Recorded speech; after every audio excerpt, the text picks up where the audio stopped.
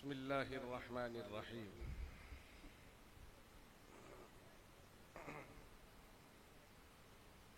अल्हम्दुलिल्लाहि नहमदुहु व नस्तईनुहु व नस्तगफिरुहु व नुअमिनु बिही व नतवक्कलु अलैहि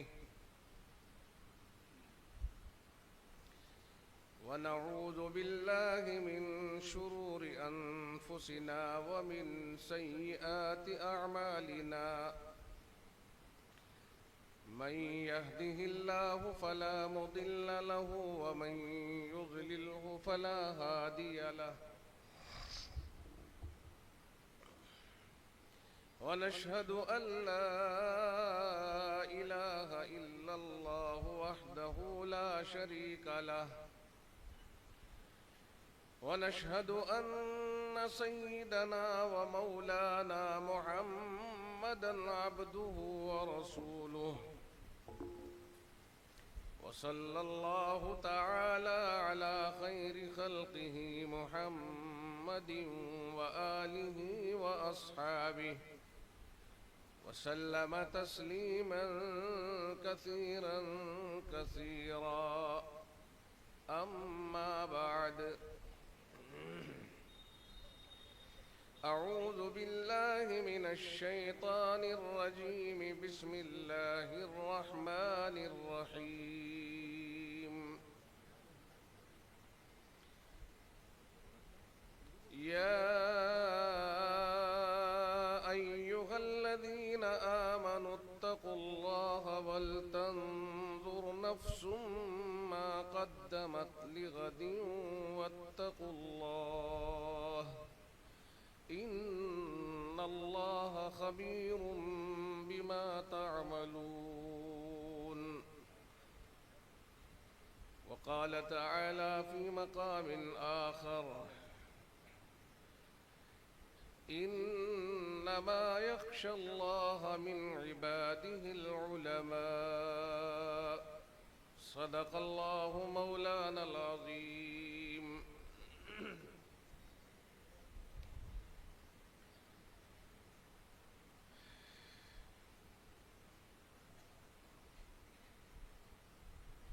सबसे पहले मैं ये दरख्वास्त करूं माइक वाले से कि मेरी आदत है फासले से बोलने की, फासले से, और उमूमन शुआरा की आदत होती है इसके साथ जुड़कर बोलने की, यानी अपने लबों को माइक के साथ काफ़ी मिलाकर शुआरा की आदत होती है और हमारी आदत है थोड़ा सा पीछे हटकर। तो बाई दफ़ा माइक वाला भी ये सोचता है कि यार मैं कौन सी रफ्तार पर माइक चलाऊं, तो इसलिए इस अंदाज में आप अपने माइक की सेटिंग रखें कि वो इतनी दूर से आवाज़ को साफ खींचे।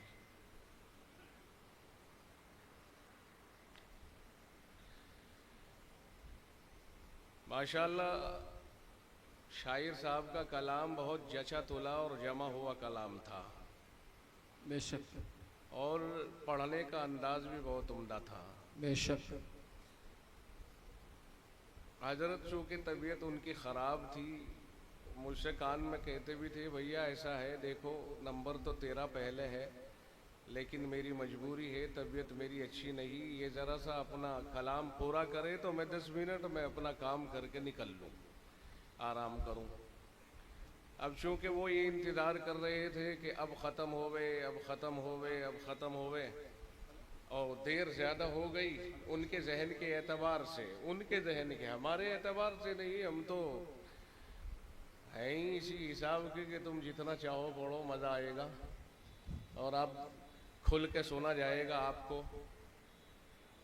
अच्छा, फिर बीच में इन्होंने मुझे फंसा दिया, वरना तो तसलसल ये कहता था कि मौलाना के फरागत के बाद में फिर शायर साहब को पेश किया जाता और वही नगमा, वही सुरूर, वही कैफ वापस लौट के आता और ये मजलिस फिर इसी तरह झूमती, मगर मुंतजिमीन के सामने बेबस होते हैं।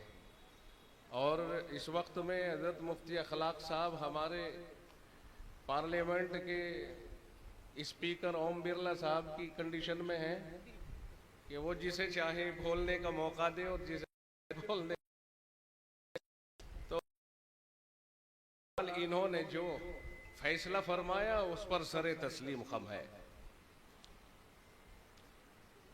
मैं नौजवान और अपने बुजुर्ग और बच्चे सभी और पसे पर्दा तशरीफ फरमा मस्तूरात सभी का शुक्रगुजार हूँ कि इस मौके पर ये प्रोग्राम सुनने के लिए सब तरह के लोग यहाँ हाजिर हैं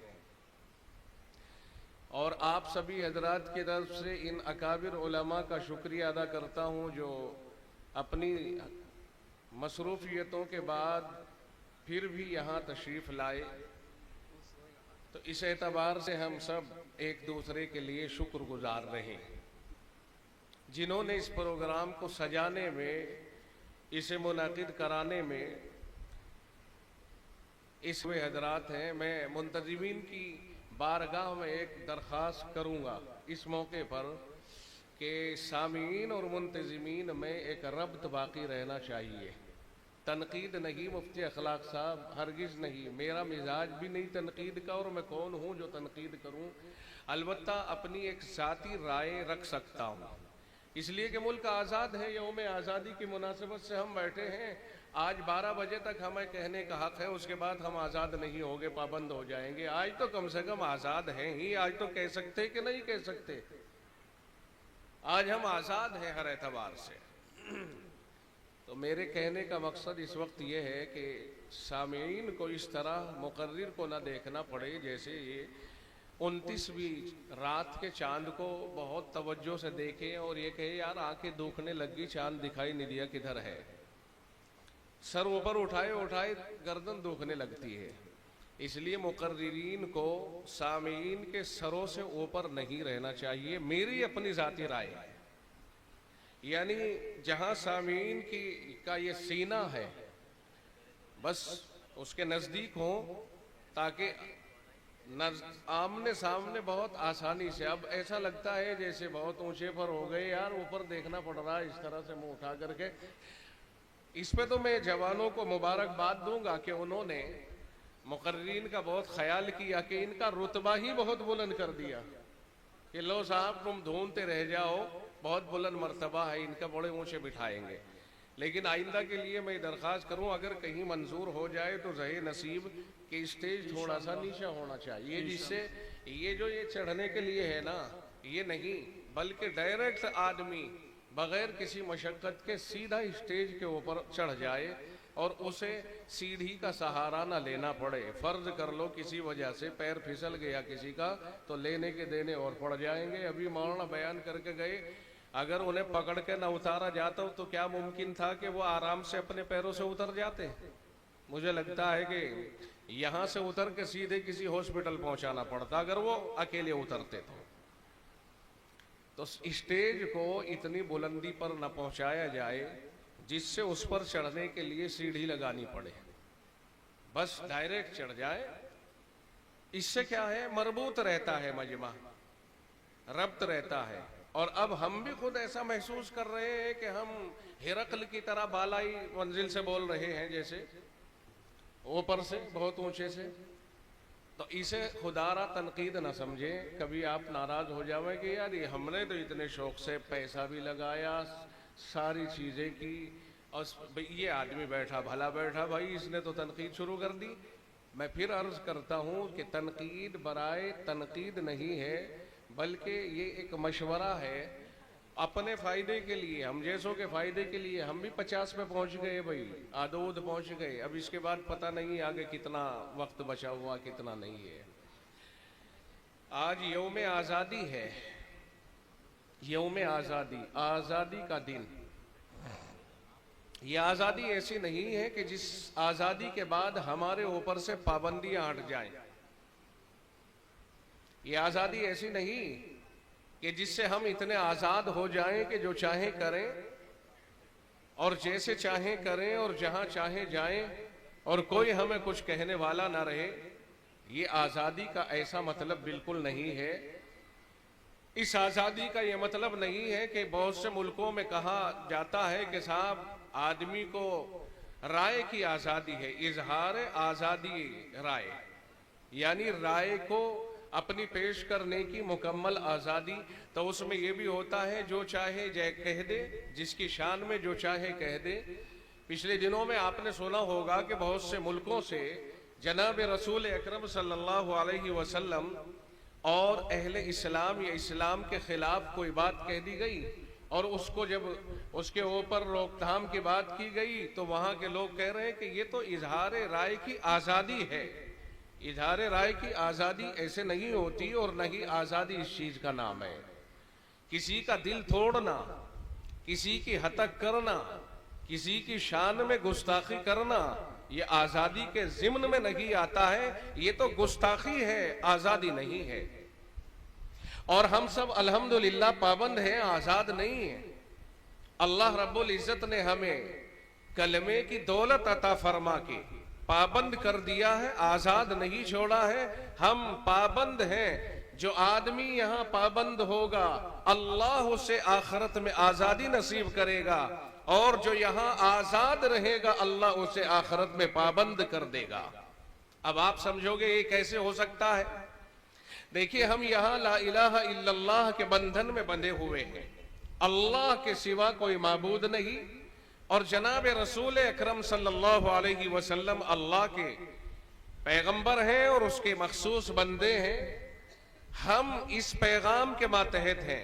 अल्लाह और उसके रसूल ने जो हमें पैगाम दे दिया है, हम उस पैगाम के पाबंद हैं। लिहाजा यहाँ हमारी जिम्मेदारी है पाबंद रहना।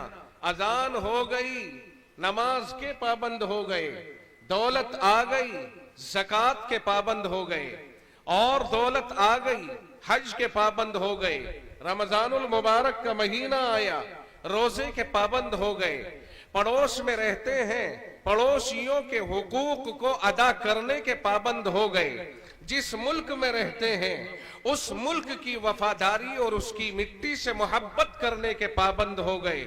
हर एतबार से हम पाबंद हैं। जो पाबंदी की जिंदगी गुजारेगा कयामत के दिन अल्लाह ताला उसे आजादी अता फरमाएगा। रब कहता है वलकुम फीहा मा तश्तही अनफुसुकुम, लोगों अब तुम्हारे लिए आजादी है, ये जन्नत तुम्हारे लिए मेहमान खाना है, तुम्हारे दिल में जो चाहे वही तुम्हारे लिए हाजिर है। अगर मर्द मोमिन के दिल में ये आया कि अपनी चारपाई पर, अपने बेड पर, अपनी मसेरी पर बैठा हुआ है, लेटा हुआ है, और ये दरख्त है, इसके ऊपर खोशा है, इसके ऊपर आम है, चूंकि जन्नत तो हर तरह के बागात का नाम है, और वो ये चाहता है कि वहीं से मेरे मुंह के करीब आ जाए। रब्बे जुल जलाल ने ये इख्तियार दिया होगा कि सोचना तुम्हारा काम है और तुम्हारे मुंह तक पहुंचाना ये मेरा काम है। रब उस चीज को उसके मुंह तक पहुंचाएगा। मुंह खोलिए और वह आपके मुंह में दाखिल हो जाएगी, आराम से खाइए। ये आजादी वहां हासिल होगी जब हम यहाँ पाबंद रहेंगे। बात समझ में आई? देखिए, इसमें ची ची की आवाज बोल रही है, भाई आपने इसे गड़बड़ कर दिया, इसको समझो, पहले अपने माइक को समझो। माइक के मामले में तबीयत बहुत हसास है, अगर जरा भी गड़बड़ होती है तो बिजली सी भाग जाती है। बात यहां तक समझ में आई भाई आपकी? यानी माइक का कमाल ये है और उसके ऑपरेटर का कमाल ये है कि इधर बोले और आवाज उधर फेंके। ऐसा नहीं कि आवाज को बुझा दे, बुझी हुई आवाज नहीं, खुली हुई निकलनी चाहिए ताकि बोलने वाले पे जोर ना पड़े। माइक का फायदा ही क्या हुआ फिर? और एक अच्छे ऑपरेटर का और एक मुकर्रिर का बेहतरीन रब्त होता है। हम और ये दोनों स्टाफ हैं, एक तरफ माइक वाला, एक तरफ माइक पे बोलने वाला। अगर हम दोनों में तालमेल रहेगा तो वल्लाह मजा आ जाएगा। ठीक है भाई, दुआ मिलेगी। और मैं ये कहूंगा भैया अच्छा चलेगा तो इनके माइक को बुक किया करो, ठीक है भाई, लेकिन ये भी सुनेंगे आवाज तुम्हारे माइक की तब।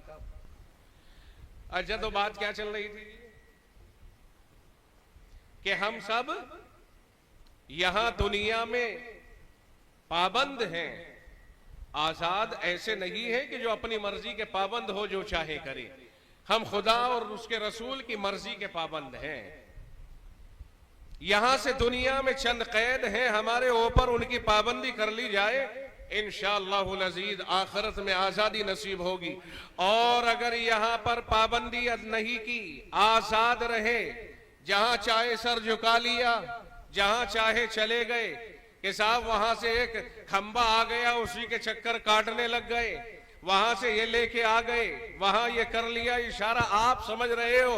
अगर आदमी खुदा का पाबंद नहीं, इतना आजाद है, हर तरफ आजादी ही आजादी उसके जहन में है, अल्लाह की तरफ से सदा आई हय्या अलस सला, नमाज की तरफ मुतवज्जे हो जाओ, लेकिन नहीं, आता नहीं, आजाद है, दौलत आई, आजाद है, रब की मंशा के मुताबिक खर्च करने का पाबंद नहीं, दौलत को अपनी मर्जी से खर्च कर रहा है, आजाद है, आजाद है। तो मौत के बाद रब उसे इतना पाबंद कर देगा, इतना पाबंद कर देगा, रब कहता है कल्ला लयुंबज़न्न फिल हुतमा, हुतमा में डाला जाएगा। कुरान पूछता है हुतमा जानते हो क्या है? सूरे हुमज़ा में आपने पढ़ा ना, वैलुल लिकुल्लि हुमज़तिल लुमज़ह अल्लज़ी जमअ मालन व अद्ददह यहसबु अन्ना मालहु अखलदह। कला आगे कहा कुरान ने कल्ला लयुंबज़न्न फिल हुतमा, फरमाया होशियार हो जाओ, जरूर भी जरूर हुतमा में डाला जाएगा ऐसा शख्स जो दुनिया में आजाद रहा और खुदा का पाबंद नहीं रहा। तो फरमाया कि ऐसे शख्स को हुतमा, फिर फरमाया पूछा अल्लाह ने वमा अदराका मल हुतमा, जानते हो हुतमा क्या चीज है? अल्लाह ने खुद जवाब दिया नारुल्लाहिल मुक़द्दा, फरमाया अल्लाह की सुलगाई हुई आग है। ओ भाई, एक आग बंदों की सुलगाई हुई होती है और एक आग अल्लाह की सुलगाई हुई हो। बंदों की दहकाई हुई आग बसा औकात इतनी तेज गर्म होती है कि सेकंडों में किसी भी चीज को राख बना देती है। फैक्ट्रियों के अंदर जो आग होती है उसमें हीट कितनी होती है, लोहे को पिघला देकर पानी की तरह बना देती है लोहे को, और इस आग से न जाने कितने दर्जे ज्यादा हरारत और गर्मी उस आग के अंदर है जो अल्लाह ने अपनी जहन्नम जो भट्टी मखसूस बनाई है उसमें अल्लाह ने तैयार फरमाई है। तो अल्लाह ने फरमाया कि ऐसे ना कदरों और ना अंजारों को जो दुनिया में पाबंद नहीं होते हैं हमारे आजाद, ऐसे आदमियों को उस आग में डाला जाएगा जो अल्लाह की दहकाई हुई है। अल्लती तत्तलिउ अलल अफ़इदा, वो आग जो दिलों के ऊपर पहुंच जाएगी। मतलब क्या हुआ? क्या ये आग दिलों को नहीं जलाती? जलाती ये भी है, जलाएगी वो भी, लेकिन दोनों में फर्क ये है, ये आग दिलों तक पहुंचते पहुंचते इंसान को खत्म कर देती है, और जब दिल के जलने का नंबर आएगा जब तक तो आदमी की रूह खत्म हो जाती है, और वो आग दिलों को भी जलाएगी और मरने भी नहीं देगी, तड़पाएगी। ये फर्क है दोनों में। इसलिए यहां आजादी है, मगर ऐसी कि जो खुदा के अहकाम से दूरी के साथ आजादी ना हो। वो आजादी जिस तरह से इल्म हासिल करने के लिए खुदाबंद आलम ने फरमाया है इक़रा बिस्मि रब्बिकल्लज़ी खलक़, पढ़िए अल्लाह का नाम लेकर जिसने पैदा किया है कायनात को। तो यहाँ पर मेरे पढ़े लिखे अहबाब एक नुक्ते की तरफ इशारा समझे कि कुरान करीम की इस आयत करीमा के अंदर एक नुक्ते की तरफ इशारा है। रब कहता है पढ़िए, तो तालीम को जरूरी करार दिया गया है कि तालीम हासिल करें, मगर आजाद नहीं, पाबंद होकर के तालीम हासिल करें। रब ने इक़रा पढ़िए, इसके बाद इस्म का लफ्ज इस्तेमाल किया है, इक़रा बिस्मि रब्बिकल्लज़ी खलक़, पढ़िए अपने उस रब के नाम से जिसने पैदा किया है। मालूम हो आप तालीम में आजाद नहीं है, जो चाहे पढ़े, मगर उस तालीम को हासिल करें जिसमें रब्बे ज़ुल जलाल की इताअत फरमा बरदारी, उसके आकाम की पाबंदी हो। अगर तालीम हासिल करते करते अल्लाह के आकाम से दूर चला गया और उसने अल्लाह की तरफ मुतवज्जे होकर के तालीम हासिल नहीं की है, ऐसी तालीम का कोई एतबार नहीं है। जो तालीम रब के नाम से और रब की इबादत से और रब की तौहीद से दूरी का सबब बन जाए, ऐसी तालीम को शरीयत में तालीम ही नहीं कहा गया है। कितनी ही तालीम आदमी हासिल करता चला जाए, मगर कुरान करीम, दीनो शरीयत, अकीदा तौहीद, अल्लाह के अहकाम, इन चीजों से दूरी बना करके तालीम हासिल करने का मुजाज नहीं है। सबसे पहले उसे अल्लाह का नाम सीखना और अल्लाह के हुक्मों को सीखना है, और उसके साथ दुनिया के अंदर जहां तक चाहे तालीम हासिल करता चला जाए। फिर तुम्हारे अपने मुरत्तब करदा कोर्स है, फिर जो चाहो तुम लेकर के चले जाओ, तुम्हारी मर्जी है। आसमानों में उड़ना सीख जाओ, या जमीनों में घुसना सीख जाओ, या समंदरों की तहों से मोतियां निकालना सीख जाओ, या हवाई जहाजों को उड़ाना सीख जाओ, उनसे कूदना सीख जाओ, आग से खेलना सीख जाओ, वो तुम्हारी अपनी मर्जी है। मगर खुदा की तौहीद से, खुदा के अहकाम से, खुदा के नाम से दूरी बनाकर इल्म हासिल करने के कोई माना नहीं है। फिर जमीन के अंदर मौत के बाद जब उतर के जाएगा तो सब चीजों का पता वहां चल जाएगा। इसलिए इल्म हासिल करें, मगर अल्लाह के नाम को न भूलें, अल्लाह के अहकाम को न भूलें। पढ़ते, अरे भाई मुंतजिम आप बैठ जाओ एक कुर्सी पे, सब अपने आप फिट हो जाएंगे, क्योंकि आपके चलने फिरने से ये मुतवज्जो होते हैं इधर उधर। ये काम हम करेंगे, अब हमारे ऊपर छोड़िए इस काम को। कहीं भी हम कोई गड़बड़ देखेंगे तो उस काम को हम निपटाएंगे। जब मुकर्रिर तकरीर करने के लिए बैठ जाए तो मुंतजिमीन भी सुनने के लिए बैठ जाए, क्योंकि उनका, वरना तो फायदा क्या होगा उनको। भाई उन्होंने सारी मजलिस लगाई, सजाई, खर्चा किया, वक्त लगाया, सब कुछ किया, और सिर्फ वो खैर खाही करने में लगे रहे और स्टेज से उनके कानों में कोई बात ढंग से ना पहुंची, तो मैं समझता हूं फिर मुंतजिम होने का कोई फायदा नहीं है उनका। उन्हें सबसे ज्यादा तवज्जो करनी चाहिए। इंतजाम आपने फैला दिया है, अब आने वाले आते रहेंगे और बैठने वाले बैठते रहेंगे। जिसे जहां जगह मिलेगी वो अपने आप बैठ जाएगा, बात खत्म हो गई। आप सभी हजरात मुतवज्जे रहें, और बल्कि अब तो खड़े होने का ही टाइम है, क्योंकि आपका जितना इंतजाम था भाई वो पूरा हो चुका है। आप काबिल मुबारकबाद है, काबिल सताइश है, काबिल तारीफ है। आपने जो निजाम बनाया था वो निजाम पूरा होकर इंतजाम से और उम्मीदों से कहीं ज्यादा आदमी आए। आपका प्रोग्राम उम्मीदों से 4 गुना ज्यादा कामयाब है माशाअल्लाह।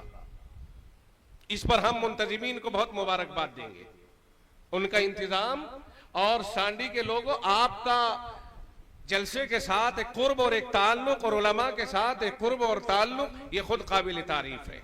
वरना चंद लोग आते हैं, कुर्सियां खाली पड़ी रहती हैं, और जब कुर्सियां भर जाएं और आदमी खड़े रहें तो ये तो आपकी शान है माशाअल्लाह। अच्छा लग रहा है, खड़े हुए भी सुने और बैठे हुए भी सुने। बात क्या चल रही थी, फिर आप बताइए कि बात कहां चल रही थी, जोड़े उस बात को ताकि हम।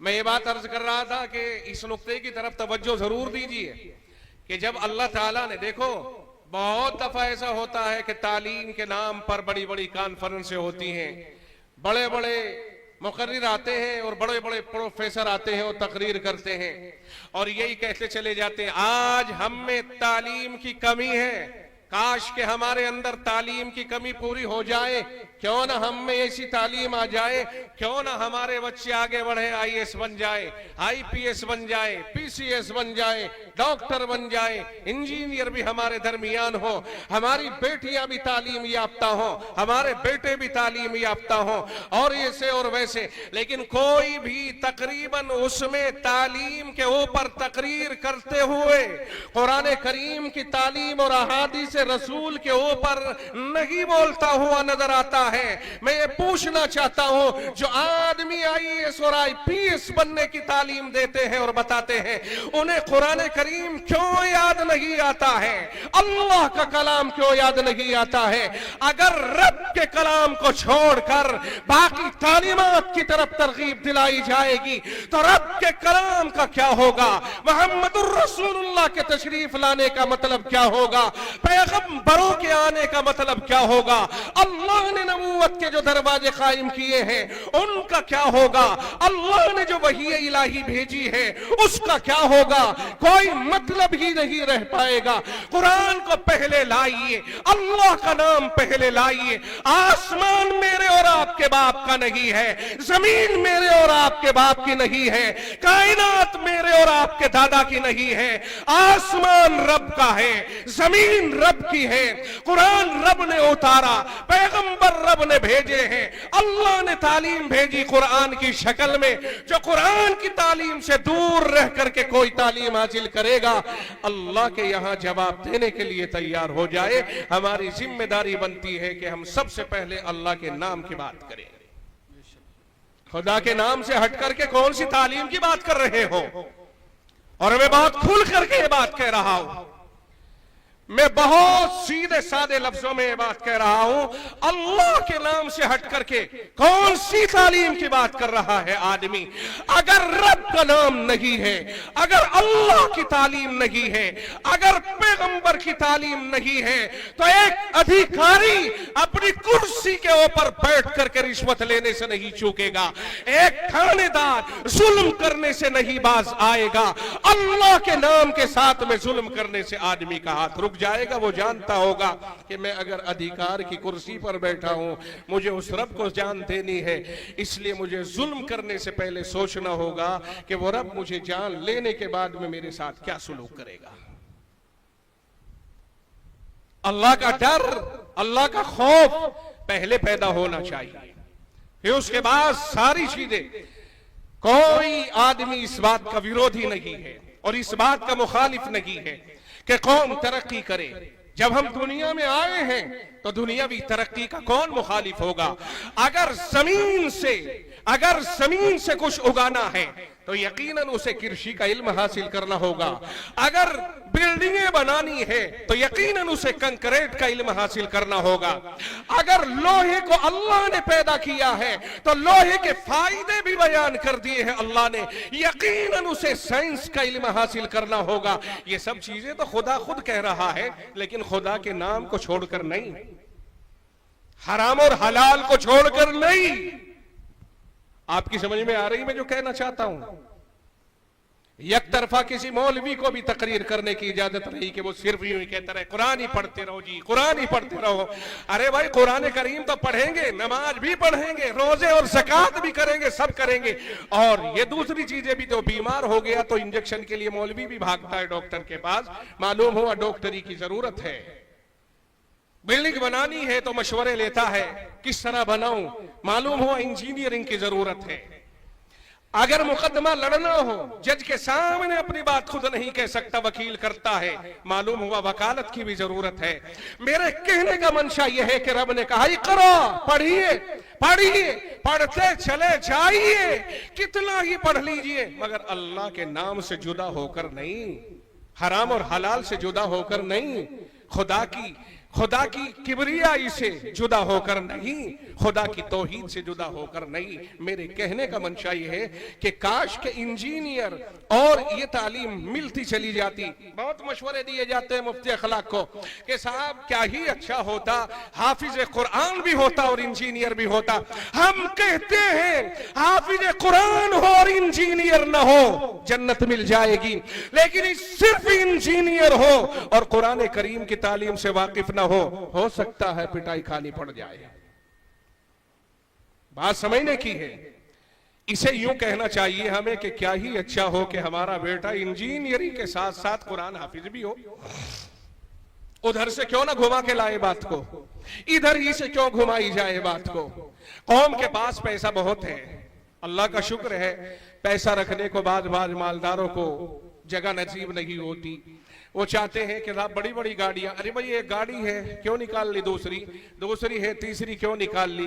कहने लगे साहब वो चूंकि टैक्स बहुत देना पड़ता है और टैक्स से बचना भी है, तो बड़ी बड़ी गाड़ियां तो निकाल लेगा, लेकिन किसी इदारे को बनाने में उसके पास पैसे नजर नहीं आते। अगर यूं कहा जाए कि साहब एक स्कूल बनाना है कौम के लिए, कौम के बच्चों के लिए, एक हाई स्कूल बनाना है, एक इंटर तक बनाना है, पैसे नजर नहीं आते हैं। बाकी वैसे पैसे हमारे पास बहुत है, शादियों में, बियाहों में, फजूल खर्चियों में, जुए सट्टे में, तरह तरह के कामों में पैसा बहुत है।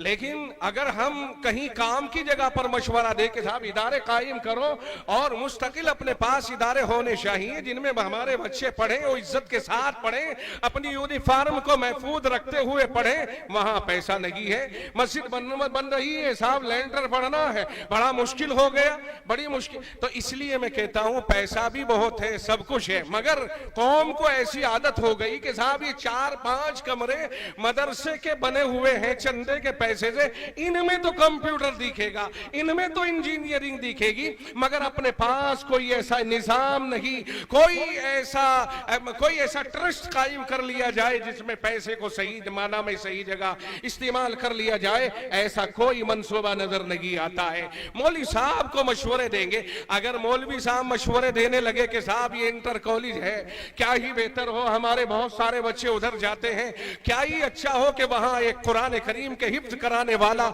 और एक नादरा पढ़ाने वाला मौलवी साहब रख लिया जाए। तो ये चीजें बहुत एक तरह से गोया मुस्बत अंदाज में हमें सोचनी चाहिए कि बच्चों का फायदा किस चीज में है और कौम का फायदा किस चीज में है। तनकीदी बात नहीं बल्कि तकाबुली बात कर रहा हूं कि हमें दोनों तरफ की बातों को देखना चाहिए।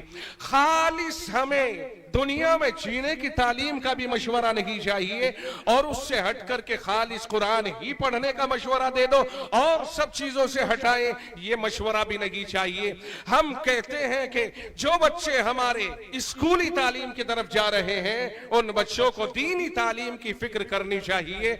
कहीं ऐसा ना हो कि माहौल बदलते बदलते बहुत दूर निकल जाए और हाथ से डोर छूट जाए और आप उसकी शादी की तैयारी करें कि लड़का जवान हो गया, लड़की जवान हो गई, उसे रिश्ता चाहिए और रिश्ते की तैयारी करते करते आप जब रिश्ता तैयार करने लगे तो उधर से पता चला कि वहां रिश्तेदारी आपस में जोड़ ली गई है और आपके 20, 22, 23, 24 साल जो मेहनत की है आपने, अल्लाह ने आपसे उसे पैदा कर दिया, आपने बड़ा कर दिया, जवान कर दिया, पढ़ा लिया, बहुत से आपके ख्वाब हैं जो सजे हुए थे, लेकिन अचानक सारे ख्वाबों के ऊपर पानी फिर गया और लड़की कहती है नहीं नहीं मेरा फ्रेंड है, लड़का कहता है मेरी फ्रेंड है, और इस तरह से दोनों में कि नहीं हम तो आपस में शादी करेंगे, नौबत यहां तक पहुंच जाए। अभी फोन आया था हमारे पास में, आते रहते हैं इस तरह के टेलीफोन, मौलवी साहब ऐसी ऐसी बात है, एक लड़का एक लड़की है, ऐसे है वैसे है और उन्होंने कोर्ट मैरिज कर लिया। अब हमने कहा जालिमो शर्म करो, एक लड़के और लड़की की वजह से पूरी कौम बदनाम होती है, एक लड़के और लड़की के कदम उठाने की वजह से पूरा खानदान बदनाम होता है, पूरी बेल्ट बदनाम होती है, पूरा गांव बदनाम होता है। उन्हें बदनामी का ख्याल नहीं होता, ये ख्याल होता है कि अदालत में खड़े होकर कह देंगे कि मैं जवान हूं और मुझे जवान होने की वजह से इख्तियार है, लड़की कह देगी मैं जवान हूं, मैं बालिग हूं और मुझे बालिग होने की वजह से इख्तियार है और मैं तो इसको पसंद करती हूं और इसे नहीं पसंद करती। मैं अपने घर वालों के और घर वालों की वजह से भी बाज दफा ये होता घर वाले कि अब ये है बाप और माँ का, मैं नहीं जानती कौन मेरे माँ बाप है, मैं तो इसे जानती हूँ, इसके साथ रहना पसंद करती हूँ। ये कब होता है? ये बहुत दूर जाके होता। अल्लाह ताला सारे मुल्क की बच्चे और बच्चियों की हिफाजत फरमाए। मजहब का इसमें कोई लेना देना नहीं, जिसका दिल जिसके साथ चल गया सो चल गया, मजहब कौन सा है कौन सा नहीं इससे कोई बहस नहीं होती है।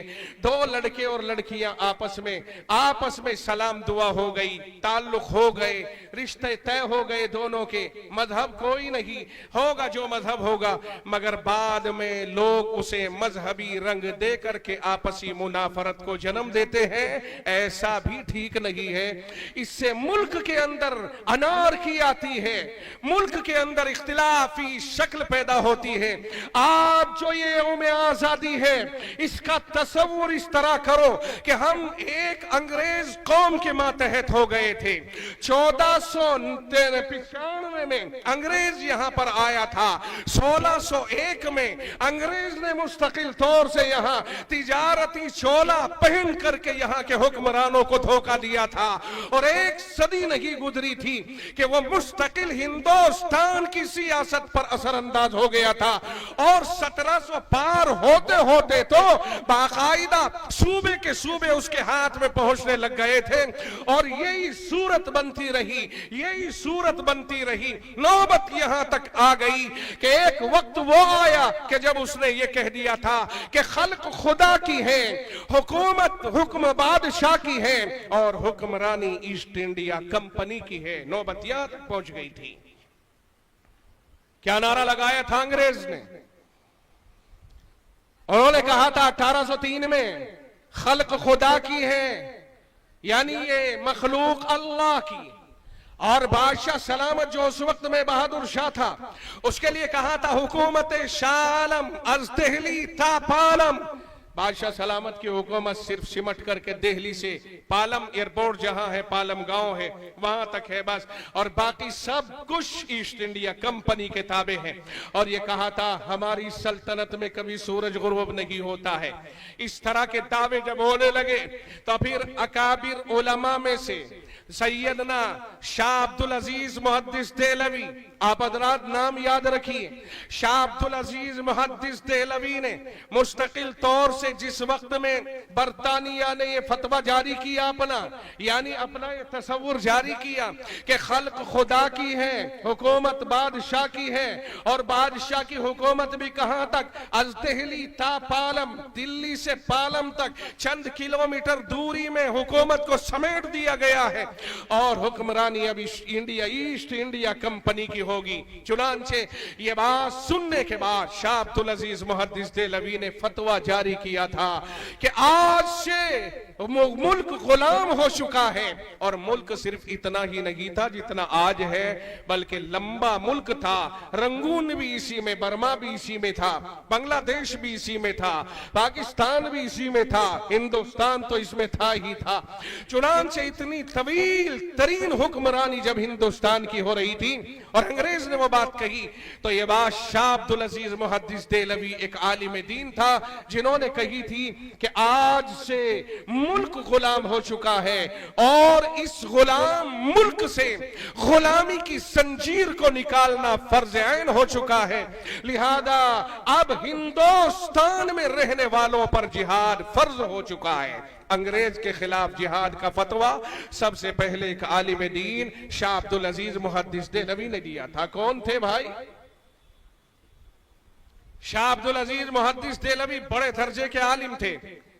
उनके फतवे के बाद अब मैं बात को समेट करके मुख्तसर करता हूं। हमारे हजरत मौलाना आदम मुस्तफा साहब तशरीफ ला रहे हैं और वक्त असल उन्हीं को देना है, तो मैं चंद मिनटों में अपनी बात को खत्म कर रहा हूं कि जिस वक्त में ये फतवा जारी कर दिया गया कि आज से मुल्क गुलाम हो चुका है और गुलाम मुल्क से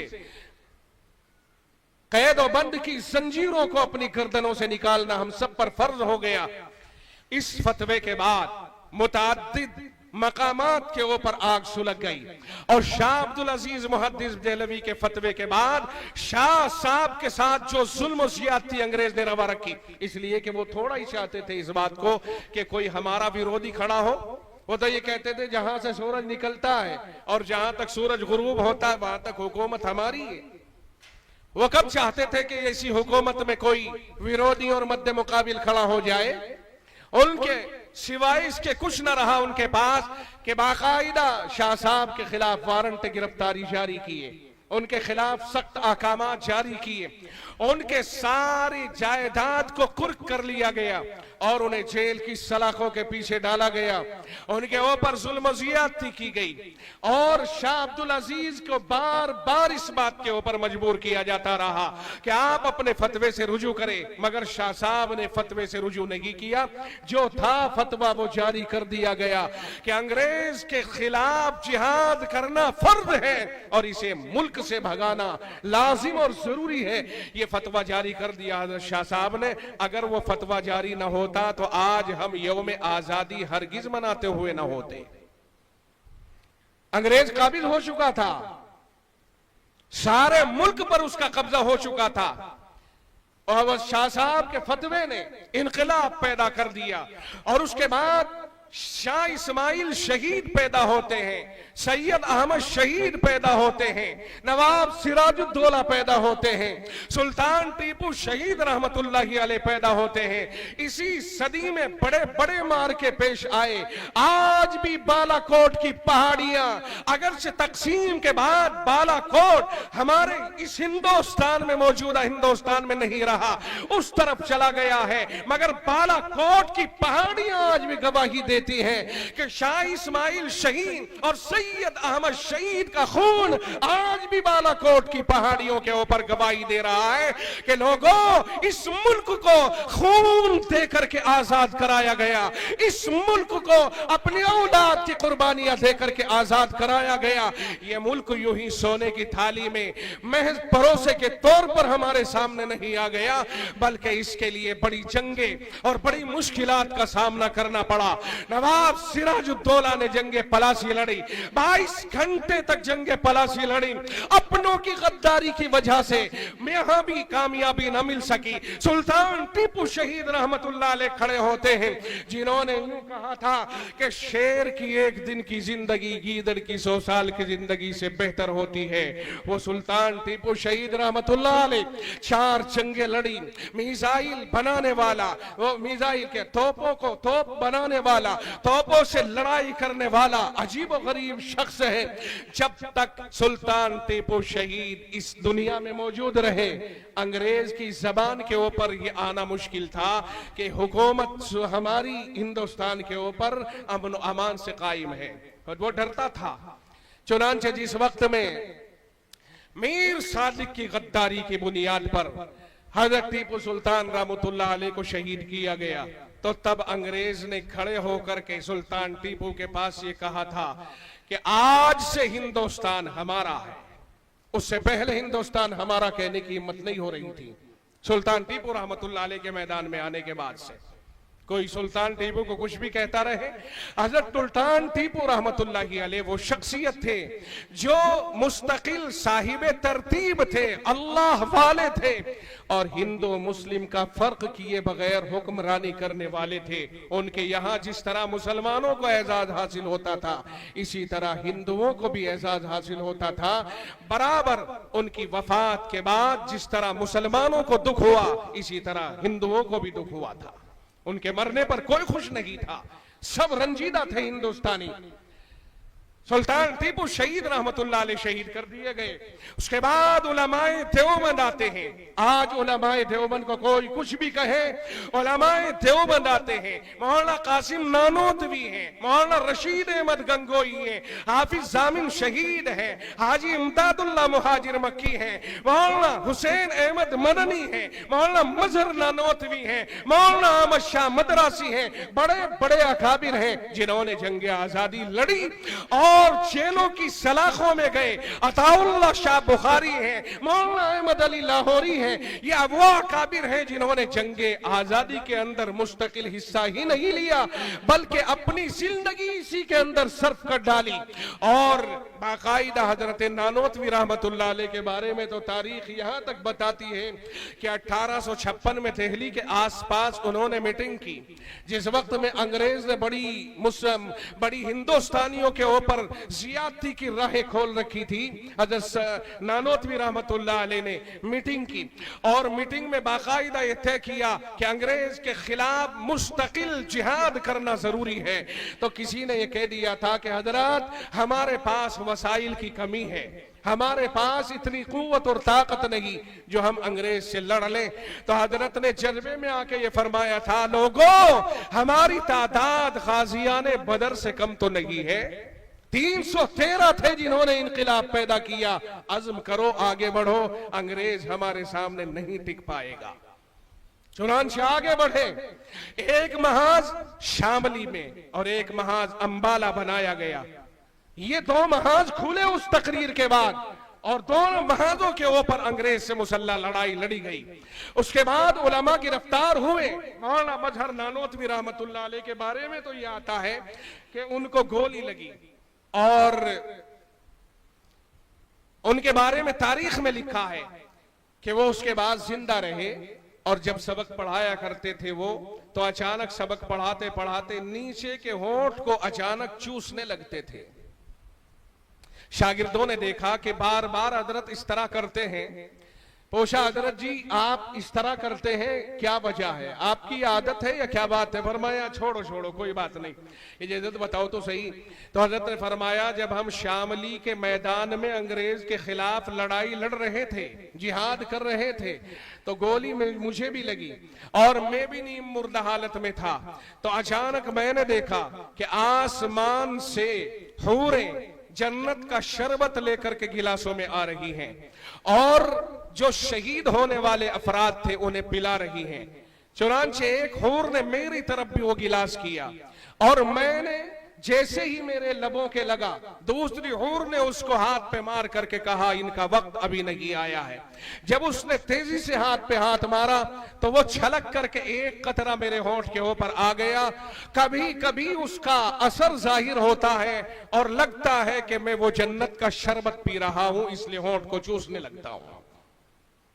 ये हमारे वो अकाबिर हैं जिन्होंने अंग्रेज के खिलाफ लड़ाई लड़ी और ये दलील इस बात की है कि वो जिहाद कबूल था, वो जिहाद कबूल था। अल्लाह ने इनकी बदौलत अंग्रेज को भागने पर मजबूर किया। ये लड़ाई लड़ी जाती रही और बहुत से अकाबिर जैसे मौलाना जाफर थानेसरी, मौलाना मोहम्मद अली जौहर, मौलाना यहया अली, ये इस तरह के लोगों को जेल जाना हुआ। उन्हीं में हजरत शेखुल हिंद रहमतुल्लाह अलैह भी हैं जिन्होंने तहरीक रेशम में रुमाल चलाई। शेखुल हिंद रहमतुल्लाह अलैह दारुल उलूम के सदरुल मुदर्रिसीन भी हैं, शेखुल हदीस भी हैं और पहले शागिर्द भी हैं। उनकी आजादी की जिद्दोजहद से अल्लाह ने इस आजादी को कबूल फरमाया और आज मुल्क आजाद फजाओं में सांस ले रहा है। अंग्रेज से आजाद हो गया, आगे क्या हुआ वो हम कहना नहीं चाहते हैं, लेकिन अंग्रेज से बहरहाल अल्लाह ने आजाद कराया। यही शेखुल हिंद है जिन्हें अंग्रेज तहखाने में ले जाता और हुकूमत खाने में ले जाता और इनके ऊपर लोहे की सलाखों को गर्म करके पुष्ट के ऊपर रख करके जलाता और बार बार ये कहा करता था कि महमूद तुमने फतवा दिया है कि हमारे खिलाफ जिहाद करना फर्ज है, हमारी फौज में भर्ती होना हराम, हमारी मुलाजमत करना हराम है, फतवा वापस ले लो, छोड़ दिए जाओगे। शेखुल हिंद फरमाया करते थे, हजरत शेखुल हिंद मौलाना महमूद हसन देवबंदी रहमतुल्लाह अलैह, वो फरमाया करते थे कि अंग्रेज तुझसे जो हो सके करते रहे, मेरे जिस्म की एक एक बोटी को तो अलग कर सकता है मगर बिलाल का वारिस हूं, जिस्म चल के खाक हो सकता है, राख हो सकता है और जिस्म के टुकड़े टुकड़े तो हो सकते हैं मगर तेरे खिलाफ दिया हुआ फतवा वापस नहीं हो सकता है। जो फतवा दे दिया था वही फतवा आज भी है। ये है शेखुल हिंद अलैहिर्रहम। ये हमारे वो अकाबिर हैं दारुल उलूम देवबंद के जिन्होंने आजादी की लड़ाई में इस तरह हिस्सा लिया है, मुस्तकिल हिस्सा लिया है।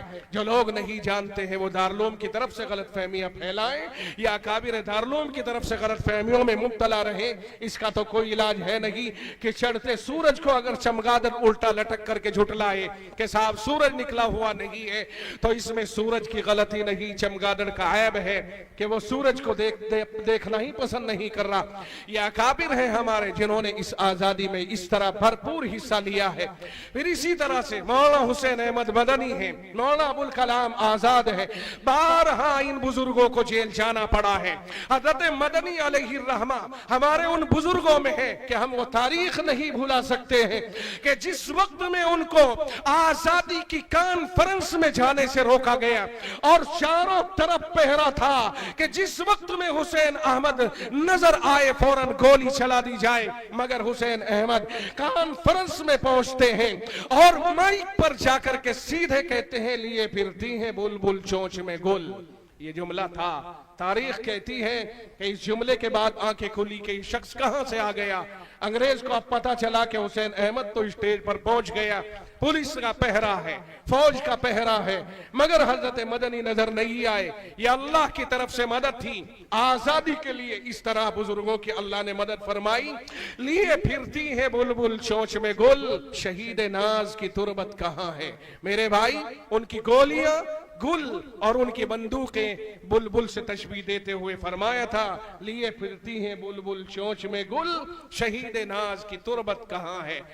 और खिलौना समझ कर न बर्बाद करना, खिलौना समझ कर न बर्बाद करना कि हम भी किसी के बनाए हुए हैं। और भाई इन बुजुर्गों ने बड़ी मेहनतें करके जेलों की सलाखों के पीछे रहकर अंग्रेजों का मुकाबला करके मुल्क को आजाद कराने में अपना, और तकरीबन 1 सदी से ज्यादा, लगभग 1.5 सदी तक सिर्फ उलमा और अहले इस्लाम ही अंग्रेज से नबर्रत आजमा रहे। 1857 के बाद फिर बिरादरान वतन को साथ लिया गया था, वरना तो मुस्तकिल तौर से आजादी की जिद्दोजहद उलमा करते रहे। और उसकी एक वजह है, वजह क्या है कि इन बुजुर्गों ने आगे बढ़कर के अंग्रेज से क्यों लोहा लिया? क्योंकि अंग्रेज ने मदरसों को मिस्मार किया, कुरान करीम को खत्म करने की कोशिश की, उलमा को खत्म करने की कोशिश की, और इस्लाम को मिटाने की कोशिश की, ईसाईयत को फरोग देने की कोशिश की। तो चूंकि कुरान पर, अहले इस्लाम पर उसने अटैक किया था, इसलिए अहले इस्लाम को आगे बढ़ के उसका मुकाबला करने की जरूरत पेश आई।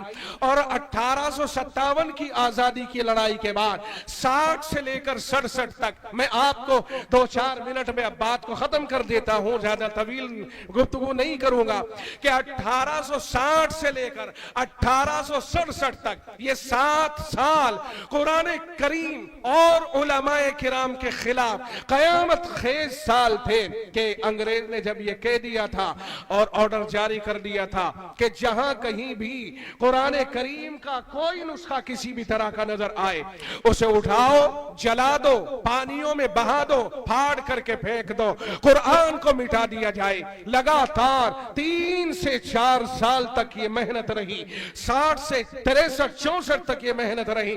अंग्रेज को बताया गया, आप कुरान के ऊपर अगर इतनी मेहनत कराते रहेंगे आपको कोई लाभ नहीं होगा, इसलिए कि कुरान के मिटाने से कुरान नहीं मिटेगा, इसलिए कि इनके पास कुरान के हाफिज हैं, कुरान के उलमा हैं।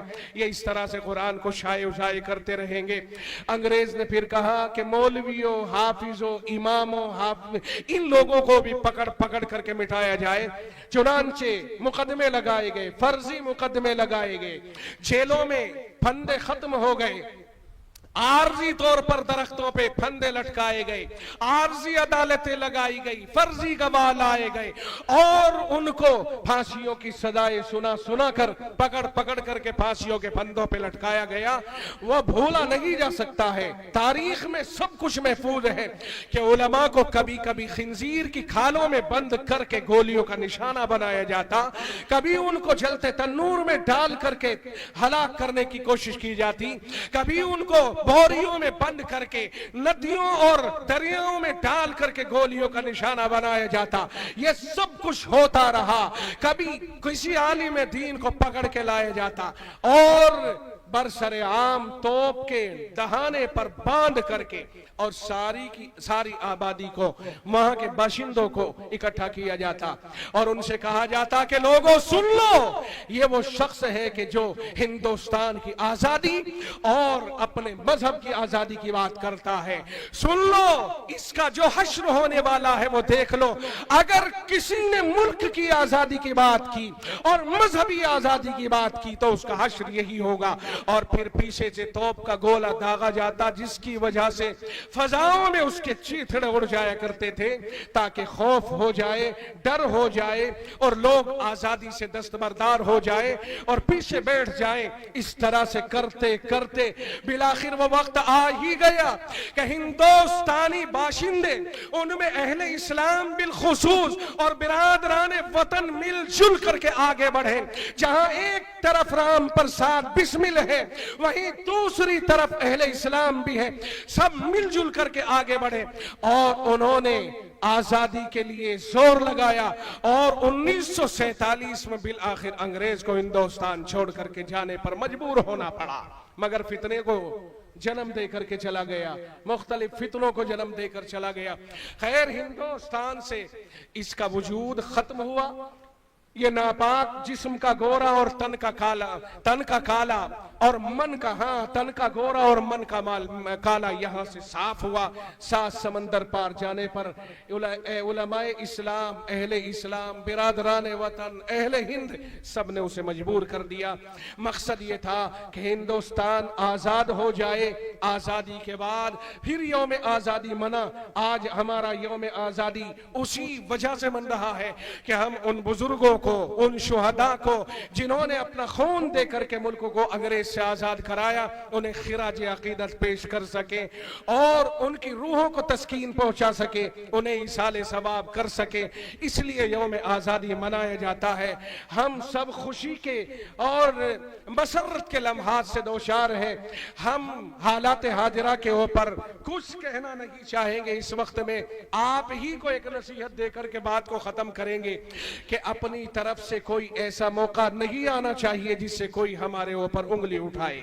मिसाल के तौर पर क्रिकेट के खिलाड़ी हैं, क्रिकेट खेलते खेलते खिलाड़ी कोई पसंद आ गया, कोई भी पसंद आ सकता है, और खिलाड़ी को दाद देने लगे तो ये एक जनरल मसला हो गया। लेकिन इसी को अगर आदमी वफादारी और बेवफाई का मुद्दा बनाने लगे, हमें यह भी मौका नहीं देना चाहिए। जो आदमी अपने मुल्क के अलावा किसी और को क्रिकेट में दाद देता है या देता हो, कोई भी किसी भी मजहब से ताल्लुक रखता हो, उसे जरूरत नहीं है कि वो किसी और को दाद दे। हमारे लिए हमारे मुल्क के खिलाड़ी ही बेहतर हैं और हम अपने ही खिलाड़ियों को दाद दे। हमारे खिलाड़ी जीत गए तो पूरा मुल्क जीत गया, और हमारे खिलाड़ी हार गए तो पूरा मुल्क हार गया। कभी कभी इसे भी उंगली उठाने का मुद्दा बना लिया जाता है। हम समझते हैं किसी भी तरह का ऐसा मौका किसी को नहीं देना चाहिए। और चूंकि हमारे बुजुर्गों ने खून दे करके इस मिट्टी को और इस वतन को आजाद कराया है, इसलिए हम अपने मुल्क के जो वफादार हैं, सच्चे वफादार, मुल्क की आजादी के बाद हमें चांस मिला था कि तकसीम हो गया मुल्क, जाओ उधर चले जाओ, मगर इसी मुल्क की मिट्टी से हमें मोहब्बत थी, हमारे बुजुर्गों को मोहब्बत थी, उन्होंने यहाँ रहने को पसंद किया। इसलिए हमारी वफादारी के लिए इतना ही काफी है कि मुल्क की आजादी में हमारा 80% रूल है, और फिर आजादी के बाद चांस था हमारे लिए जाने का, मगर हमारे बुजुर्ग नहीं गए, यहाँ रहे। तो हमारे हिंदुस्तान का असली मुहिब होने और मुहिब वतन होने का ये सबसे बड़ा सबूत है कि हमने हिंदुस्तान में रहने को पसंद किया। अल्लाह ताला हमें इस यौम आजादी की कदर अता फरमाए और हमारे नौजवानों को, हमारे मुल्क के बाशिंदों को प्यार और मोहब्बत से आपस में रहने का सलीका इनायत फरमाए। नफरतों से हम सब की हिफाजत फरमाए। सियासी झगड़े अलग हो सकते हैं, मगर हमारे खून एक ही हैं, हम एक ही वतन के हैं, एक ही मिट्टी के हैं। हिंदू मुस्लिम मुनाफरत कभी नहीं होनी चाहिए। हम सब भाई भाई हैं, हम पहले से भी एक साथ रहते आए और इंशाअल्लाह आइंदा भी हम साथ साथ रहेंगे। किसी वजह से कोई गलत फहमी अगर हो जाए, मिल बैठ करके उसको दूर कर लिया जाए, मगर कभी भी कोई भी किसी भी जबान से आधा लफ्ज भी हिंदू मुस्लिम जैसा किसी भी मौके पर नहीं अदा होना चाहिए। जरा जरा सी बातों पर बहुत दफा ऐसा होता है, मीडिया भी आग लगाती रहती है, जरा जरा सी बातों में हिंदू मुस्लिम है। ये सब गद्दारे वतन है जो हिंदू मुस्लिम की बातें करते हैं। हम सब मोहब्बत के साथ एक साथ रहना पसंद करेंगे और तरजीह देंगे। अल्लाह ताला गलत फहमियों को दूर फरमाए। वाखिर